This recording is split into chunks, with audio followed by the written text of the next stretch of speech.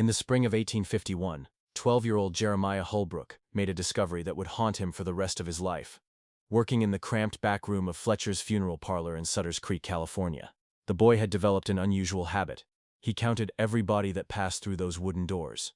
By May of that year, his careful tally showed something impossible. 43 corpses had arrived for burial, yet the town records showed only 27 official deaths. 16 men had simply vanished from existence, their deaths unrecorded, their gold claims mysteriously transferred to new owners within days of their disappearance. For decades, the surviving residents of Sutter's Creek kept this secret buried deeper than any grave, until now. The transition from innocence to horror began on an ordinary Tuesday morning, when young Jeremiah first noticed the discrepancy that would consume his thoughts for months to come. Sutter's Creek wasn't much more than a collection of hastily built wooden structures clinging to the Sierra Nevada foothills. But the discovery of gold in nearby streams had transformed it from a sleepy trading post into a bustling hub of desperate ambition. By 1851, nearly 800 souls called the town home, a mixture of former farmers from Missouri, failed merchants from Boston, and immigrants from as far as Chile and China, all united by the same golden dream that had lured them west. Jeremiah Hullbrook had arrived in Sutter's Creek 6 months earlier with his widowed mother Sarah, after their small farm in Ohio had failed. Sarah had taken work as a seamstress, while 12-year-old Jeremiah found employment with Silas Fletcher, the town's only undertaker. The boy's small hands and keen attention to detail made him perfect for preparing bodies and maintaining the funeral parlor's meticulous records, a task that required noting every detail about the deceased, from their apparent cause of death to their personal effects. The work was grim for a child, but the California gold rush had hardened everyone quickly. Death was a constant companion in Sutter's Creek. Men died from cave-ins in hastily dug mines, from dysentery that swept through the camps, from fights over claims that turned deadly in the California heat. Others simply worked themselves to death, their bodies giving out from the back-breaking labor of sifting through tons of dirt and rock for a few precious flakes of gold. What made Jeremiah particularly suited for his position was his methodical nature, a trait that would prove both blessing and curse. Each evening he would carefully record the day's arrivals in his personal ledger, noting not just the official information Mr. Fletcher required, but also his own observations about the condition of the bodies, the circumstances of their arrival, and any unusual details he noticed. It was this habit that first alerted him to the terrible arithmetic that didn't add up. The boy had also developed relationships with many of the town's residents during his 6 months in Sutter's Creek. There was Magnus Carlson, the gentle Swedish miner who always tipped his hat to Jeremiah when they passed on Main Street, and who had struck a modest vein just 2 weeks prior. There was Chen Wei, the Chinese prospector who spoke broken English but always smiled warmly at the boy, and whose recent discovery of several sizable nuggets had been the talk of the settlement. And there was Roberto Vasquez, the Mexican vaquero-turned-miner, whose laugh could be heard from 3 blocks away, and who had just filed a particularly promising claim near Coyote Gulch. All 3 men would soon become entries in Jeremiah's private ledger, though none would appear in the town's official death records. The first body that made Jeremiah truly suspicious arrived on a foggy Thursday morning in late April, carried in by 2 men the boy didn't recognize. Jeremiah was in the back room of Fletcher's funeral parlor, organizing the coffin nails by size, when he heard the heavy footsteps on the front porch. Through the thin wooden walls, he could hear Mr. Fletcher's voice greeting the visitors, followed by the unmistakable sound of a body being dragged across the threshold. This wasn't unusual. Most of the deceased in Sutter's Creek were brought in by fellow miners or business associates, since few had family in California. What struck Jeremiah as odd was the hushed, urgent tone of the conversation. Normally those who brought in the dead were somber but matter-of-fact about the circumstances. Death was too common in the goldfields for elaborate grief. But these men spoke in whispers, and there was something furtive about their manner that made the boy press his ear to the connecting door. "Found him in his claim this morning," one of the men was saying. "Looks like his heart gave out. You know how these older fellows push themselves too hard." Jeremiah frowned. The voice mentioned an older fellow, but when he peered through a gap in the door, he saw the unmistakable red flannel shirt and thick blonde beard of Magnus Carlson. The Swedish miner was only 34 years old. Hardly an old man, even by gold rush standards. "Any family we should notify?" Fletcher asked, his voice carrying the practiced sympathy of his profession. "None that we know of," the second man replied quickly. "Keep it simple. We'll pay for a basic burial." After the men left, Jeremiah helped Fletcher examine the body. Magnus lay on the preparation table, his skin pale but without the waxy appearance that usually accompanied heart failure. What troubled the boy more was what he didn't see. There were no personal effects. Magnus always carried a small leather pouch containing his gold dust and a silver pocket watch that had belonged to his father. Every miner in Sutter's Creek guarded such possessions with their life. "Mr. Fletcher," Jeremiah ventured carefully, "shouldn't Magnus have had his gold pouch with him?" The undertaker paused in his examination, giving the boy a sharp look. Men die in all sorts of circumstances, Jeremiah. Sometimes their belongings get scattered, or other miners find the body, and well, the gold fields can make even good men do desperate things. But Jeremiah wasn't satisfied. That evening, he made his way to Magnus's mining claim near Willow Creek. The Swedish miner had been working a small but productive section of streambed, using a technique called cradling that required patient, methodical work. What Jeremiah found there made his blood run cold. Magnus's tools were arranged neatly beside his claim, as if he had simply set them down for a lunch break. His tin cup still contained cold coffee, and beside it lay a piece of bread with only one bite taken from it. But there were signs of disturbance that didn't match the story of a man dying peacefully of heart failure. The dirt around the claim showed evidence of a struggle, scuff marks and overturned rocks that suggested something violent had occurred. Most disturbing of all was what Jeremiah found partially buried under a pile of loose gravel, Magnus's leather gold pouch but completely empty.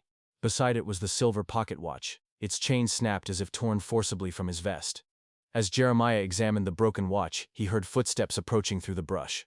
Heart pounding, he quickly pocketed both items and scrambled up the bank, hiding behind a large boulder just as two figures emerged into the clearing. Even in the fading light, he recognized them as the same men who had brought Magnus's body to the funeral parlor. "You sure nobody saw us come back here?" one of them asked nervously. "Relax, Patterson. Who's going to be poking around a dead man's claim after dark?" The name Patterson sent a chill through Jeremiah's spine. He knew that name, Deputy Thomas Patterson, one of Sheriff Coleman's most trusted men. What was a lawman doing at a dead man's claim in the dark? "Still don't like it," Patterson muttered. "Too many people knew about Carlson's strike. Someone's going to ask questions. Let them ask. As far as anyone knows, the Swede worked himself to death, and his claim reverts to public land. Coleman will handle the paperwork, and by next week we'll have legitimate ownership." Jeremiah pressed himself against the boulder, barely daring to breathe. As the two men examined the claim site, they spent several minutes checking the area, and the boy realized with growing horror that they were making sure they hadn't left any evidence of their crime. As the men finally departed, their lantern light fading into the darkness, Jeremiah remained hidden behind the boulder for nearly an hour, his mind racing. Magnus Carlson hadn't died of heart failure. He had been murdered for his gold claim, and somehow Deputy Patterson and his companion were involved. But this was only the beginning of the terrible truth that would unfold in the weeks to come. The revelation about Magnus Carlson's true fate haunted Jeremiah through the following days. But it was Chen Wei's death that transformed suspicion into certainty. 3 days after Magnus's funeral, the Chinese prospector's body arrived at Fletcher's funeral parlor under circumstances that followed an eerily similar pattern. Once again, two men Jeremiah didn't recognize brought the corpse, claiming they had found Chen dead in his tent, from what appeared to be dysentery. Once again there were no personal effects, despite the fact that Chen was known to have recently discovered several sizable gold nuggets that he kept in a small jade container his grandmother had given him in Canton. But Jeremiah was watching more carefully now.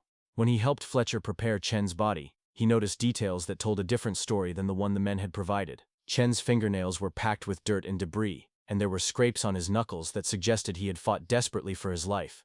More tellingly, there was a small puncture wound behind his left ear, barely visible beneath his black hair, a wound that looked suspiciously like it had been made by a thin blade.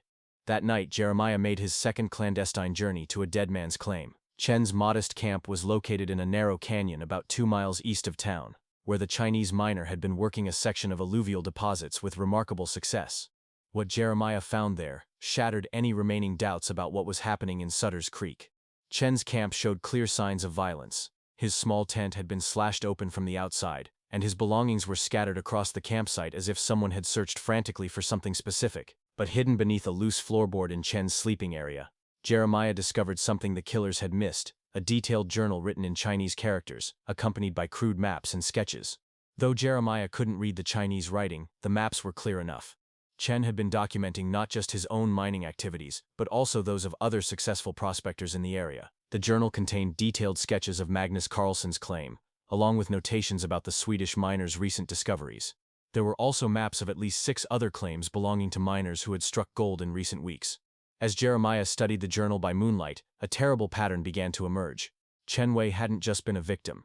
He had been systematically gathering intelligence about successful miners in the area. But why? And more importantly, who had he been working for? The answer came sooner than Jeremiah expected. As he prepared to leave Chen's abandoned camp, he heard the approach of multiple horses. Panicking, he stuffed the journal inside his shirt and scrambled up the canyon wall, finding shelter behind a cluster of manzanita bushes, just as 5 mounted figures rode into the clearing below. Even in the darkness, Jeremiah recognized Sheriff Benjamin Coleman's distinctive silhouette. The lawman was a large, imposing figure who wore his authority like a badge of honor, and his presence at the murder scene sent waves of terror through the boy's small frame. But it was Coleman's words to his companions that truly chilled Jeremiah to the bone.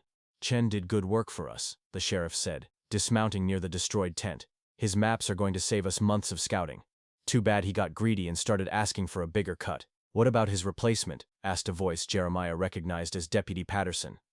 "We still need someone who can move around the Chinese camps without attracting attention." "Already working on it," Coleman replied. "There's a new fellow named Lee came in on yesterday's wagon train. Desperate for work, doesn't speak much English, perfect for our needs." As the men conducted their search of the campsite, Jeremiah remained frozen in his hiding place, scarcely believing what he was witnessing. The sheriff of Sutter's Creek wasn't investigating these murders. He was orchestrating them. Chen had been working as an informant, identifying successful miners who could be robbed and killed without drawing too much attention. And when Chen had demanded more money for his services, he had become a liability that needed to be eliminated. The implications were staggering. If Sheriff Coleman was behind these murders, then the law itself had been corrupted by gold fever. There was no one Jeremiah could trust, no authority he could turn to for help. Worse yet, the boy now possessed evidence that could get him killed.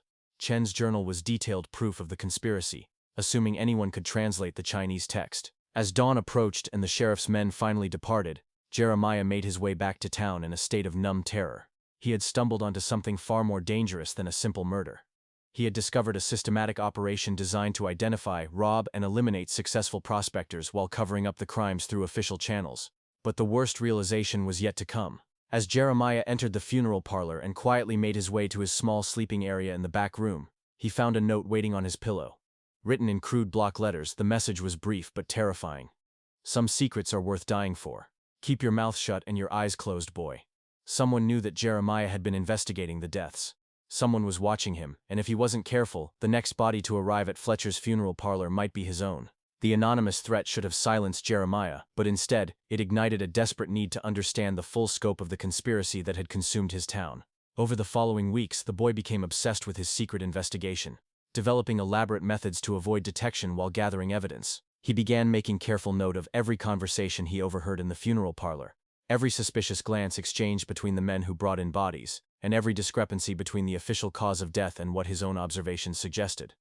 His private ledger grew into a detailed chronicle of murder and corruption. Roberto Vasquez, the jovial Mexican vaquero, had allegedly died from a rattlesnake bite, but Jeremiah's examination revealed no fang marks, only a suspicious wound that looked more like a knife thrust between the ribs. James Hirricks, an elderly prospector from Tennessee, had supposedly fallen into a mine shaft, but his injuries were inconsistent with a fall, and his famous collection of gold coins had vanished without explanation. Each new body that arrived at Fletcher's funeral parlor added another piece to the horrifying puzzle. The victims all shared certain characteristics. They were successful miners who had recently struck gold. They were relative newcomers to Sutter's Creek, with no local family to ask difficult questions, and they all had valuable claims that mysteriously became available for new ownership within days of their deaths. But it was the discovery of Sheriff Coleman's property acquisitions that revealed the true scale of the operation. Using his mother's connections with the town's seamstresses and washerwomen, women who cleaned and mended clothes for the town's elite, Jeremiah learned that Coleman had quietly purchased or gained control of nearly 24 mining claims over the past 8 months, claims that had previously belonged to men who were now buried in Sutter's Creek's Boot Hill Cemetery. The sheriff's growing wealth hadn't gone entirely unnoticed. Coleman had built a new house on the hill overlooking town, far grander than anything a lawman's salary could afford. He had also invested in the general store, the saloon, and was rumored to be backing the construction of a new hotel. But in a town where striking it rich was every man's dream, Coleman's prosperity was attributed to lucky investments and shrewd business sense rather than systematic murder. Jeremiah's investigation took a dangerous turn when he decided to follow Deputy Patterson during one of his evening patrols. The boy had noticed that Patterson often left town after sunset, claiming to be checking on remote mining camps for security purposes. But Jeremiah suspected these nocturnal journeys served a darker purpose. On a moonless night in early June, Jeremiah shadowed Patterson as the deputy rode toward the network of claims that spread along Deer Creek, about 5 miles northeast of town. Staying far enough behind to avoid detection, the boy watched as Patterson met with 2 other men at a crossroads. Men Jeremiah recognized as the same individuals who had been bringing suspicious corpses to the funeral parlor. Hidden behind a fallen log, Jeremiah listened as the 3 men discussed their next target, a German immigrant named Klaus Weber, who had recently discovered a rich vein of quartz that was yielding substantial amounts of gold. Weber was known to be a loner, who kept to himself and had few friends in town, perfect prey for the murderous conspiracy. Weber's camp is isolated, Patterson was saying, no neighbors for miles, and he's been talking about heading back to Germany once he's saved enough money. If he disappears, people will just assume he decided to leave early. What about his claim? Asked one of the other men, whose voice Jeremiah recognized as belonging to Frank Garrett, a failed prospector who now worked as a general laborer around town. Coleman's already filed the preliminary paperwork, Patterson replied. Once Weber's gone, the claim will be declared abandoned and auctioned. The sheriff will be the only bidder. The casual way they discussed murder made Jeremiah's stomach turn. But worse was the realization that Klaus Weber would be dead within days unless someone warned him. Yet, how could a 12-year-old boy convince anyone that the sheriff and his deputies were systematic killers? Who would believe such an incredible accusation? As Jeremiah pondered this dilemma, he made a crucial mistake. Shifting his position to get a better view of the meeting, he accidentally knocked loose several small rocks that clattered down the hillside. The sound wasn't loud, but in the stillness of the night, it was enough to alert the three conspirators. "What was that?" Garrett hissed, his hand moving instinctively to the gun at his hip. "Probably just an animal," Patterson replied, but his voice carried uncertainty. "Maybe, but let's take a look around just to be sure." The three men spread out, searching the area with practiced efficiency that spoke of military or law enforcement training. Jeremiah pressed himself against the ground behind the fallen log, hardly daring to breathe as footsteps approached his hiding place. Through a gap in the wood, he could see Garrett's boots passing just inches from his face. "Nothing over here," Garrett finally called out, but his voice suggested he wasn't entirely convinced. "Let's finish this somewhere else," Patterson decided. Too many ears in these hills. As the three men remounted and rode away, Jeremiah remained motionless for nearly an hour, his heart pounding so hard he was certain it could be heard for miles. When he finally crept out of his hiding place, his clothes were soaked with sweat despite the cool night air. The boy's close call had provided crucial intelligence, but it had also escalated the danger significantly. If Patterson or his associates had spotted him, Jeremiah's investigation would be over, along with his life. But the knowledge that Klaus Weber was targeted for murder created a moral crisis the boy couldn't ignore. As Jeremiah made his way back to town through the darkness, he realized that his passive observation had reached its limits. If he wanted to prevent more deaths and expose the conspiracy, he would have to take direct action. But in a town where the law itself was corrupted, what could one 12-year-old boy possibly do? The answer would come to him in the most unexpected way, through a source he had never considered: the dead themselves. Jeremiah's breakthrough came from an unlikely discovery, hidden within the personal effects that killers had missed, a discovery that would provide him with the evidence he needed while simultaneously placing him in mortal danger. The revelation began with the arrival of Ezra Whitfield's body on a sweltering Tuesday morning in mid-June. Whitfield had been a cautious, methodical miner from Vermont who had spent months working a modest claim near Bear Creek with little success, until 3 weeks earlier he had struck a rich pocket of gold that had made him one of the wealthiest men in the area. True to the pattern Jeremiah had documented, Whitfield's death was attributed to natural causes, in this case a heart attack brought on by the California heat. But the boy's examination revealed a different story. Whitfield's body showed signs of strangulation, with faint bruising around the throat that had been skillfully concealed by the positioning of his shirt collar. What made this case different was Whitfield's paranoid nature. The Vermont miner had been deeply suspicious of everyone around him, convinced that his success had made him a target for thieves and claim jumpers. This paranoia had led him to take precautions that his killers hadn't anticipated. While preparing Whitfield's body, Jeremiah discovered something sewn into the lining of the dead man's vest, a small leather packet containing a detailed letter addressed to Whitfield's brother in Vermont. The letter, dated just 2 days before the miner's death, contained explosive revelations about the situation in Sutter's Creek. Whitfield had been conducting his own investigation into the suspicious deaths around town. Unlike Jeremiah, the adult miner had possessed the resources and connections to gather concrete evidence of the conspiracy. His letter detailed financial records showing Sheriff Coleman's impossible wealth, documented the pattern of claim transfers following suspicious deaths, and even included a list of names, both victims and conspirators. But most importantly, Whitfield had uncovered the true scope of the operation. The murders weren't random acts of greed committed by a few corrupt lawmen. They were part of a systematic plan to control the most productive mining claims in the entire region, with Sheriff Coleman serving as the local face of a larger criminal organization that extended throughout the California goldfields. According to Whitfield's research, similar operations were running in at least 6 other mining towns, all coordinated by a mysterious figure known only as the syndicate boss. This individual was systematically acquiring the most valuable mining properties in California through murder, fraud, and corruption, building a gold mining empire on the foundation of countless graves. The letter also revealed why Chen had been working as an informant. The Chinese miner hadn't been motivated by greed alone. His younger brother was being held prisoner in San Francisco as leverage to ensure Chen's cooperation. When Chen had demanded his brother's release and threatened to expose the operation, he had signed his own death warrant. But perhaps most terrifying of all was Whitfield's final observation. He suspected that someone in town was systematically eliminating anyone who got too close to the truth. Several residents who had asked too many questions about the suspicious deaths had themselves died under mysterious circumstances, their deaths carefully disguised as accidents or natural causes. As Jeremiah read Whitfield's letter by candlelight in the funeral parlor's back room, he realized that his own investigation had not gone unnoticed. The anonymous threat he had received weeks earlier wasn't just a warning. It was a death sentence that had simply been delayed for reasons he didn't yet understand. The boy's hands trembled as he reached the letter's final paragraph. "If something happens to me before I can mail this letter, it will prove that my suspicions are correct. Look for a boy who works at the funeral parlor. He has been watching everything, and he may be the only one who can expose the truth. But warn him they know about his investigation, and his days are numbered." Jeremiah nearly dropped the letter as the implications sank in. Whitfield had noticed his investigation and had tried to protect him, even while facing his own imminent death. But if Whitfield knew about Jeremiah's activities, then others certainly did as well. The sound of footsteps on the funeral parlor's front porch interrupted his thoughts. Quickly hiding Whitfield's letter inside his shirt, Jeremiah blew out the candle and crept to the window. 3 figures were approaching the building in the pre-dawn darkness, moving with the careful stealth of men conducting clandestine business. Sheriff Coleman's voice carried clearly through the thin wooden walls as the men entered the main room of the funeral parlor. "Fletcher's not here this early. Good. We can handle this quietly. You sure the boy doesn't suspect anything?" This was Patterson's voice, tight with anxiety. "He's been poking around where he shouldn't," replied a third voice that Jeremiah recognized as belonging to Frank Garrett. "But he's just a kid, easy enough to handle." "Maybe too easy." Coleman's voice carried a note of concern.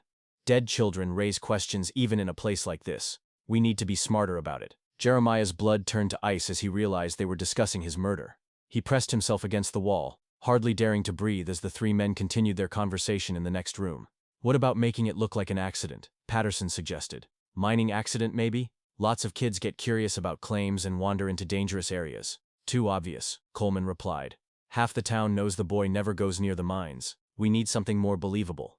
"Sickness," Garrett offered. "Cholera's been going around. One more kid dying from fever won't raise any eyebrows." "Now you're thinking," Coleman's voice carried approval. "But we need to move fast. The boy's been asking too many questions. And sooner or later, he's going to figure out something that could hurt us." As the men began discussing the specific details of how they planned to murder him, Jeremiah realized that his time had run out. Whether he was ready or not, he had to act immediately, or join the growing list of victims buried in Boot Hill Cemetery. But as terror threatened to overwhelm him, the boy's methodical nature asserted itself. He had evidence: Chen's journal, Whitfield's letter, and his own detailed ledger documenting the conspiracy. If he could get this information to someone in authority outside of Sutter's Creek, the entire operation could be exposed. The problem was getting out of town alive. Sheriff Coleman controlled all the main roads, and his network of informants extended throughout the region. Jeremiah would need help from someone he could trust absolutely, someone who had as much reason to hate the conspiracy as he did. As dawn began to break over the Sierra Nevada peaks, illuminating the false respectability of Sutter's Creek's main street, Jeremiah Hullbrook made a decision that would either save his life or seal his fate. He was going to find Klaus Weber and warn the German miner about the plot against him. Together they might have enough firepower, both literal and figurative, to fight back against the corruption that had consumed their town. But first he had to survive the next 24 hours. And with Sheriff Coleman's men actively hunting for him, that would require every ounce of cunning and courage the 12-year-old boy possessed. Jeremiah's desperate gamble to warn Klaus Weber would lead to a confrontation that exposed the full horror of Sutter's Creek's conspiracy and nearly cost him his life in the process. The boy slipped out of the funeral parlor through a back window just as Sheriff Coleman and his men concluded their planning session. With his evidence hidden inside his shirt and his mother's sewing scissors tucked into his boot as a makeshift weapon, Jeremiah set off through the pre-dawn darkness toward Weber's isolated claim in the foothills above town. The German miners' camp was a study in Teutonic efficiency. Neat rows of equipment, carefully organized supplies, and a small but sturdy cabin that Weber had built with his own hands. Jeremiah found the miner preparing for his morning shift, methodically checking his tools and equipment as the first light of dawn painted the eastern peaks. Klaus Weber was a compact, serious man in his 40s, who spoke English with a thick accent but understood it perfectly. When Jeremiah burst into his camp with wild stories of murder conspiracies and corrupt lawmen, Weber's first instinct was skepticism. But the boy's detailed knowledge of the victims and his evidence, Chen's journal and Whitfield's letter, quickly convinced the German that the danger was real. Mein Gott, Weber whispered as he studied Whitfield's letter with the help of a German-English dictionary. They are planning to kill me tonight. Maybe sooner, Jeremiah replied, his voice tight with fear. Sheriff Coleman knows I've been investigating. Once they realize I'm gone, they'll come looking for me here. Weber's response surprised the boy.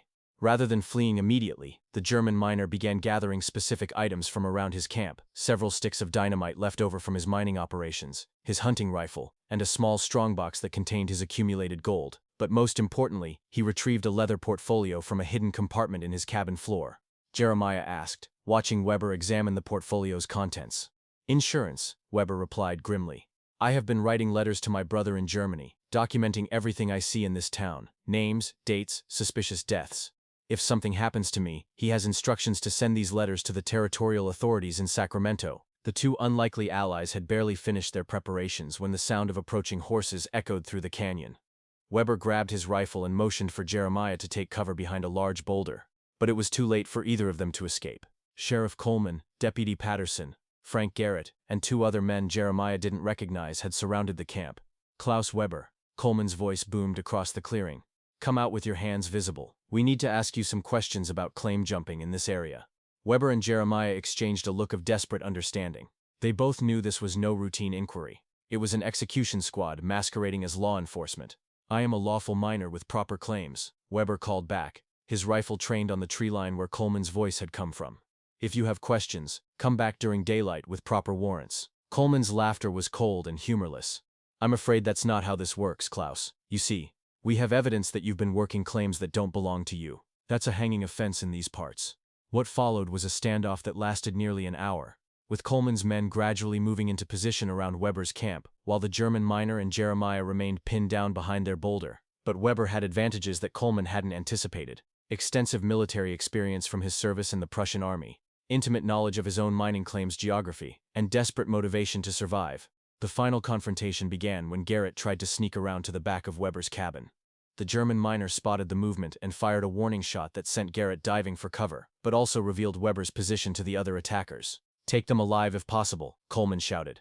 Dead men can't sign claim transfers, and we need this to look legal. But Weber had no intention of being taken alive. Using his knowledge of explosives, he created a diversion by detonating one of his dynamite sticks near the stream that ran through his claim.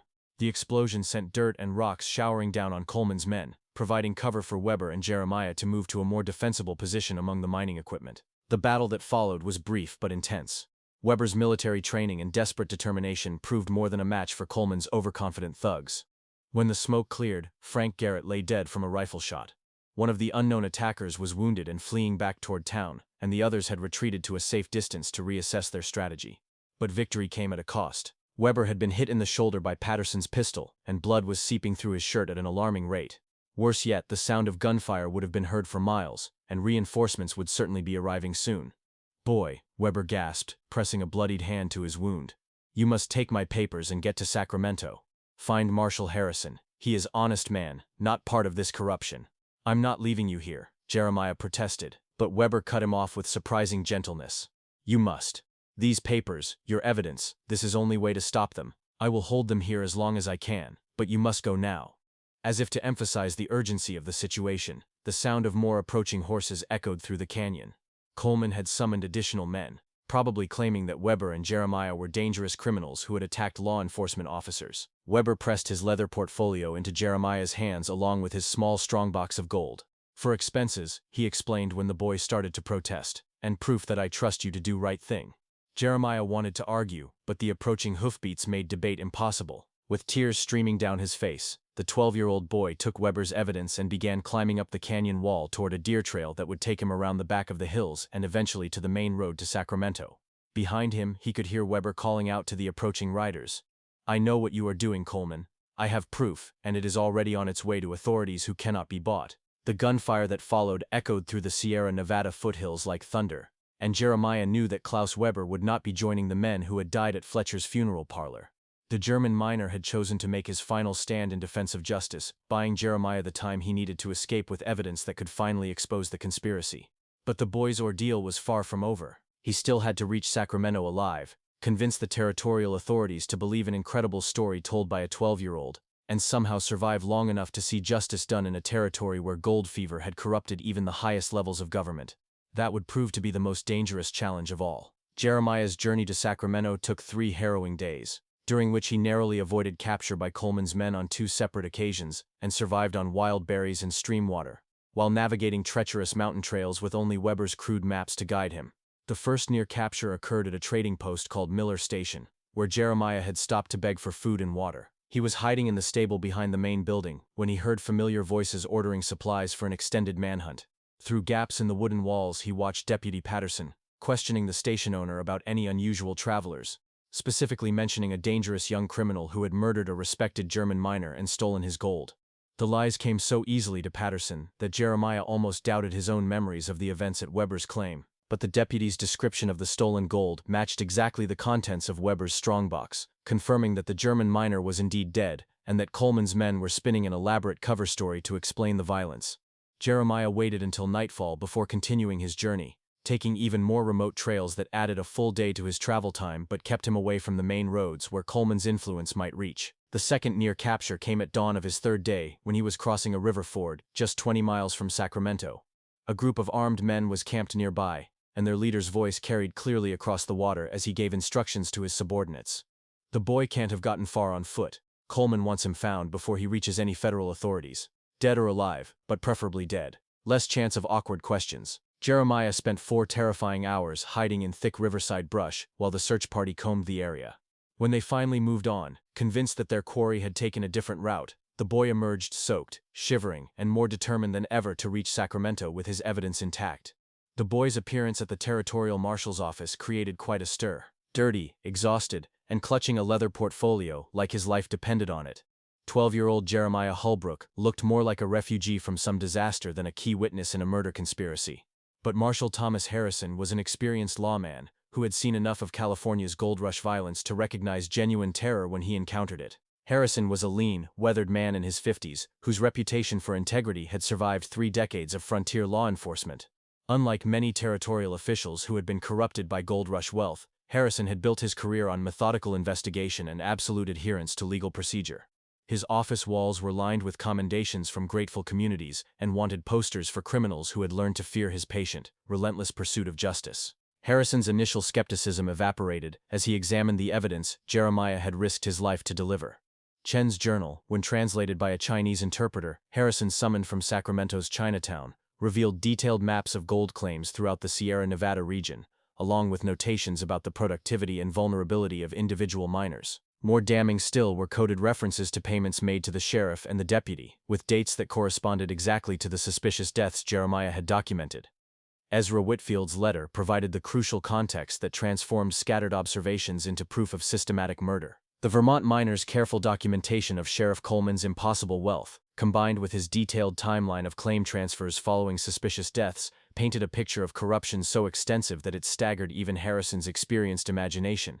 But it was Klaus Weber's portfolio that elevated the case from local corruption to territorial crisis. The German miner's letters to his brother contained not just evidence of the Sutter's Creek conspiracy, but also documentation of similar operations in mining towns throughout Northern California. Weber had been corresponding with other suspicious miners across the region, sharing information about patterns of mysterious deaths and subsequent claim transfers. "This isn't just about one corrupt sheriff," Harrison told his deputy marshal, Jacob Sterling, as they reviewed the evidence late into the night. "This is organized crime on a scale we've never seen in California. If Weber's correspondence is accurate, we're looking at systematic murder in at least 8 different communities." The investigation that followed was unlike anything the territorial marshal's office had ever undertaken. Harrison assembled a team of federal marshals, territorial investigators, and trusted local lawmen from communities outside the suspected corruption network. Working in absolute secrecy, they began verifying Jeremiah's evidence and expanding the investigation to encompass the broader conspiracy Weber had uncovered. The Chinese interpreter's translation of Chen's journal proved particularly valuable. The murdered informant had been far more thorough in his documentation than anyone had realized, creating detailed profiles of not just potential victims, but also the members of the criminal organization itself. Chen's notes revealed that the conspiracy extended beyond law enforcement to include prominent businessmen, territorial officials, and even federal land office employees who facilitated the illegal transfer of mining claims. One of the most shocking discoveries was the identity of the syndicate boss that Whitfield had referenced in his letter. Chen's journal contained coded references to a man named Cornelius Vandenberg, a wealthy San Francisco businessman who owned mining equipment companies, ore processing facilities, and transportation networks throughout the gold fields. Vandenberg had been using his legitimate businesses as cover for a criminal empire that systematically identified, acquired, and consolidated the most valuable mining properties in California through murder and fraud. As the investigation progressed, Harrison made a difficult decision. Rather than immediately arresting Sheriff Coleman and his conspirators, he chose to continue the surveillance operation in order to map the full extent of the criminal network. This meant allowing Jeremiah to remain in protective custody in Sacramento, while his mother in Sutter's Creek was told that her son had died in a mining accident. A fiction designed to prevent Coleman from realizing that his operation had been exposed. The deception was emotionally devastating for both mother and son, but it proved strategically brilliant. Believing that Jeremiah was dead and that Weber's evidence had died with him, Coleman and his associates continued their operations with renewed confidence. Federal agents posing as prospective miners and businessmen were able to infiltrate the organization and document additional crimes while building airtight cases against dozens of conspirators. The evidence gathered during this extended investigation revealed the true scope of the horror that had consumed California's gold fields. Over an 18-month period, Vandenberg's organization had orchestrated the murders of at least 47 successful miners across 8 counties. The stolen gold claims were valued at more than $2 million, an astronomical sum that represented hundreds of thousands of hours of backbreaking labor by men who had died for their success. But the financial cost paled in comparison to the human tragedy. Each murdered miner represented a family destroyed, dreams shattered, and a life cut short by pure greed. Many of the victims had been sending money back to families in other states or countries, leaving wives and children destitute when the payments suddenly stopped. Others had been saving to bring loved ones west, planning reunions that would never occur. The final phase of the investigation began in October 1851, when Harrison felt confident that his agents had identified all the key players in the conspiracy. Rather than risk alerting the criminals with piecemeal arrests, he coordinated simultaneous raids across Northern California, striking at dawn on October 15th with more than 60 federal marshals and territorial agents. Sheriff Coleman was arrested in his bed, still wearing the silk pajamas that his ill-gotten wealth had purchased. Deputy Patterson attempted to flee on horseback, but was captured within miles of town by agents who had anticipated his escape route. Frank Garrett's replacement, a vicious killer named Samuel Briggs, barricaded himself in the jail and held out for 3 hours before being overwhelmed by superior firepower. But the most satisfying arrest from Jeremiah's perspective was that of Silas Fletcher. The funeral parlor owner had been a willing participant in the conspiracy, using his position to help conceal evidence of murder and providing inside information about which bodies were likely to be claimed by family members. Fletcher's cooperation had been purchased with a share of the stolen gold, making him complicit in every death that had crossed his preparation table. The trials that followed dominated California newspapers for months and established legal precedents that would influence territorial law for decades. Cornelius Vandenberg, despite his wealth and political connections, was convicted of conspiracy to commit murder and sentenced to life imprisonment. Sheriff Coleman and Deputy Patterson received death sentences, which were carried out publicly in Sacramento in February 1852. For Jeremiah Hullbrook, the conclusion of the trials marked both an ending and a beginning. The territorial government awarded him a substantial reward for his courage in exposing the conspiracy. But more importantly, Marshal Harrison arranged for the boy to receive a formal education in Sacramento. Recognizing Jeremiah's natural investigative abilities and unshakable moral courage, Harrison became his mentor and father figure, eventually guiding him toward a career in law enforcement. The boy's methodical nature and attention to detail, traits that had first led him to count bodies in Fletcher's funeral parlor, proved invaluable in his new life. By age 25, Jeremiah had become one of California's most respected federal marshals, specializing in cases involving organized crime and political corruption. His reputation for integrity and thorough investigation made him a natural choice for sensitive assignments throughout the American West. But Jeremiah never forgot the lessons learned during those terrifying months in Sutter's Creek. Throughout his career, he remained particularly vigilant about crimes against vulnerable populations, immigrants, minors, and others whose deaths might not receive proper investigation. His personal motto, inscribed on a plaque in his office, read simply, "Every life counts, every death matters." The case led to significant reforms in territorial law enforcement, including requirements for federal oversight of local sheriffs in mining districts and mandatory reporting of suspicious deaths to territorial authorities. The scandal also prompted Congress to establish federal mining courts with jurisdiction over claim disputes, reducing the opportunities for local corruption. Perhaps most importantly, the exposure of Vandenberg's criminal empire led to increased federal attention to organized crime in the American West. The techniques developed during the Sutter's Creek investigation, coordinated surveillance, financial analysis, and patient intelligence gathering, became standard tools for federal law enforcement agencies dealing with large-scale criminal conspiracies. Many residents, horrified by the revelation that their community had been built on systematic murder, chose to relocate to other mining districts. The town's population declined from nearly 800 to fewer than 200 within a year of Coleman's arrest, and many of the buildings along Main Street stood empty for decades. But for those who remained, there was a sense of redemption in the knowledge that justice had finally been served. A memorial was erected in the town's cemetery, listing the names of all known victims of the conspiracy and acknowledging the community's collective failure to protect its most vulnerable members. The German miner's claim, which had been the site of his final battle against Coleman's men, was preserved as a territorial monument. His personal effects, including the letters to his brother that had helped expose the conspiracy, were displayed in a small museum that educated visitors about the dangers of unchecked greed and the importance of community vigilance. As for Jeremiah's mother, Sarah Hullbrook, the reunion with her son was both joyful and heartbreaking. The months of believing her child was dead had aged her considerably, but her pride in his courage and moral strength helped heal the emotional wounds. She chose to remain in Sacramento, working as a seamstress for wealthy families, while her son completed his education and began his law enforcement career. The story of the boy who counted bodies became legendary throughout California and beyond. Newspapers across the country carried accounts of 12-year-old Jeremiah Hullbrook's courage in exposing one of the West's most extensive criminal conspiracies. The tale was retold in dime novels, stage plays, and eventually became part of the folklore surrounding California's gold rush era. But for Jeremiah himself, the most important legacy was not fame or recognition, but the knowledge that his methodical attention to detail and unwavering commitment to truth had prevented countless additional murders. In later years, when asked about his motivation during those dangerous months in Sutter's Creek, he would always give the same answer. I couldn't let them keep killing people and pretending it didn't matter. Every person who died deserved to have their story told. This mystery shows us that even in the darkest chapters of American history, when gold fever corrupted entire communities and turned neighbors into predators, individual acts of courage could still triumph over systematic evil. Jeremiah Hullbrook's story reminds us that justice often depends not on powerful institutions or famous heroes, but on ordinary people who refuse to look away when they witness wrongdoing.